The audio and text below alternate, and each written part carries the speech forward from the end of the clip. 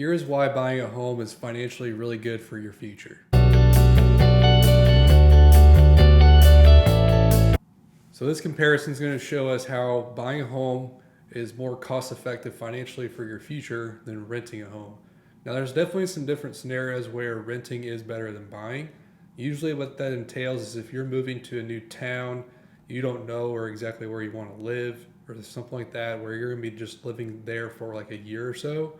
That's typically when you're just going to want to rent, because you'll see here in the numbers why it does take at least probably about 2 years for buying to make sense. And that means 2 years as far as living in that home that you buy. So renting's good for, someone that's moving out of state or to a new town and they just want to figure out the area and where they want to live. Or maybe they just know they're going to only live there for like a year or so. So when you're buying a home, it's always making sure that a good time to buy is when you know you're going to live there for at least 2 years, or maybe you're going to use it more for like a rental strategy as far as buying homes to rent them out later, as far as like an investment opportunity. That's maybe a scenario where you only buy the home, you live in it for a year, and then you go buy a new one. But to stay on topic, we'll go with this example here. This is like if you bought a house, let's say for $200,000, and then let's say we're comparing that you're living, let's say if you're renting somewhere, that you're paying a rent of, let's say $1,600 or so. This example here is showing that you are paying an annual rent. That increase of $1,600 is going to increase generally, at least in my area, Marion County, Indiana, of just over 5%, maybe even close to 6% year after year. So just keep that in mind. Like as you're renting and everything, your rent's going to keep going up as inflation occurs, as it does with our country all in all. It's a big topic right now in 2023. So just keep in mind, if you've been renting, you might notice that your rent has been going up more and more and more, and it will continue to do so. Now, that's the benefit of having a mortgage. Your mortgage is going to stay pretty much the same almost throughout. Now, property taxes, those will increase as home values increase, but in general, they're just going to stay pretty much the same. And you'll see here in the chart the estimated cash flow. This is comparing, if you're buying, what it's gonna do after buying for 1 year. What's it gonna look like if you rent after 1 year, and then rent? What is that gonna look like in year 7 going forward in this example? So what it's showing here is your monthly example here for buying. Let's say the mortgage itself. You're putting 3% down. You're taking advantage of using that mortgage to buy a home. The monthly payment here is showing that you'd be, let's just say, an estimated, $1,700 per month, $1,680. That's going with like the current market rate. It's around 6.5% or so. And then let's just say your rent right now is maybe a little bit cheaper than buying a home, and that's at $1,632. Because in this example, you can see the differences here. It's just renter's insurance for $24 per month. So that's the difference between the $1,608 and $24 per month. That's where we get that $1,632. So yeah, a little bit cheaper to live month to month on a payment right now, let's say in this example. But look here, in year 7 from now, you're more than likely going to be paying, $2,200, $2,300 per month, maybe for that same exact place you're living in. Let's say, you could move or whatever that might be. But, that's just the general trend. If you're paying about $1,600 per month, expect to pay about $2,300 per month in rent if you're living in that same kind of type of space. Okay, and then let's say as far as the cash flow difference, over that time frame as your rent's increasing, your mortgage payment's pretty much staying the same here at $142,000 over 7 years. Whereas when your rent's increasing, you're going to be paying about $163,000 over the course of that 7 years.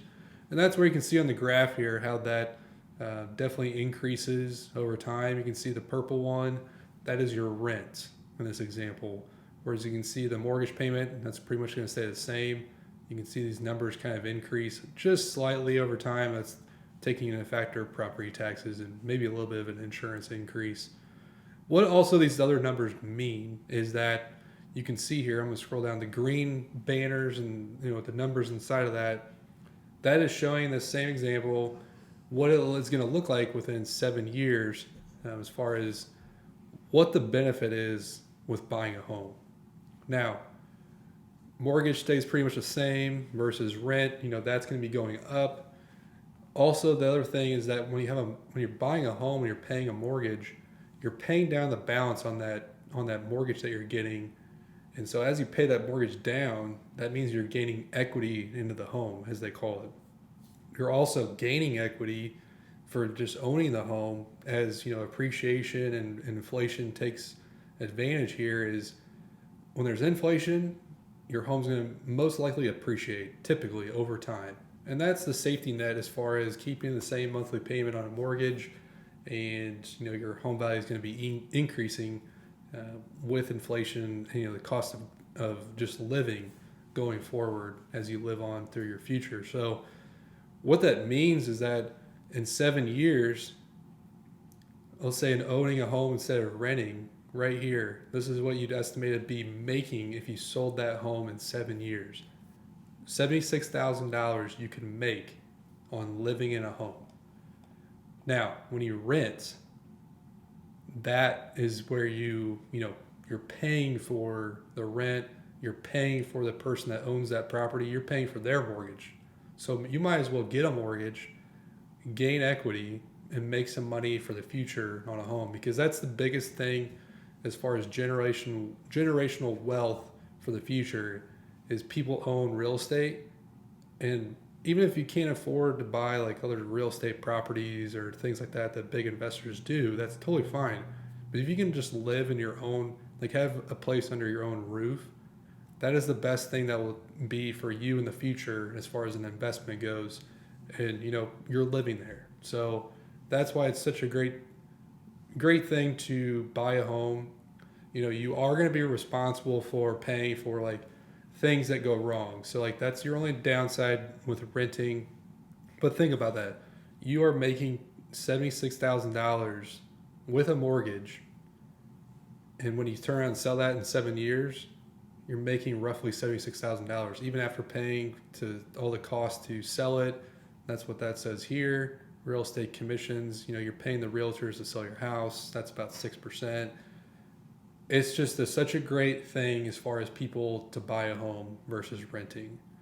Now, let's say here, when I was talking about at the beginning of the video, you are maybe moving out of town.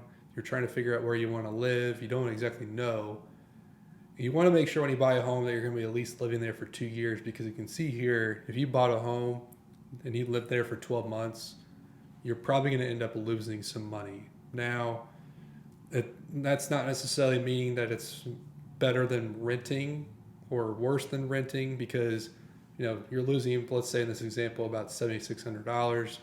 But when you go and rent somewhere, $1,600, let's say, sticking this example, $1,600 over 12 months, that's $19,200. So still could be a good way to still buy a home, but I always generally say make sure you're just going to live there for 2 years, and then that way you'll see here you'll at least be breaking even from that $2,300 standpoint. So this is the beauty of it. Even if you have to do repairs, that's always something to think about.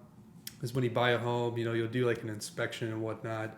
But with that being said, repairs can be such like things like a air conditioning unit, the furnace. Those are big, costly things. So air conditioning unit, for example, I just bought a home recently this past year. It was 95 degrees for a week straight here in Indiana. It was an old air conditioning unit that we have, and all of a sudden it just freezed up. We didn't have any air for about a week because it's busy time with all the AC units or AC companies out there, and that was about a $6,000 expense. So that's something you got to keep in mind when you buy a home, is that you want to have some extra money saved up to pay for that unexpected repair. Same thing goes for a furnace. That's probably gonna be about $5,000 or $6,000. So like those are two big expenses that you need to make sure that you're prepared for when buying a home. So that's another thing that might not be when you want to buy a home, is when you don't have much money saved up at all. If you're living paycheck to paycheck, probably not the best idea. There are some other scenarios where that could be a good thing as far as like maybe if you're buying a duplex and you're going to be living on one side, you're going to be renting out the other side.